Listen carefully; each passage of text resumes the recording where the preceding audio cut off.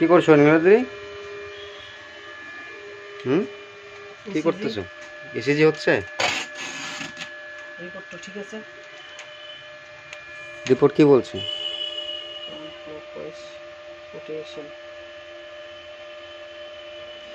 Report ঠিক আছে, স্যারকে একবার দেখা নিয়ে আসি, শুয়ে থাকেন। হ্যাঁ, নর্মাল। নর্মাল। ওকে।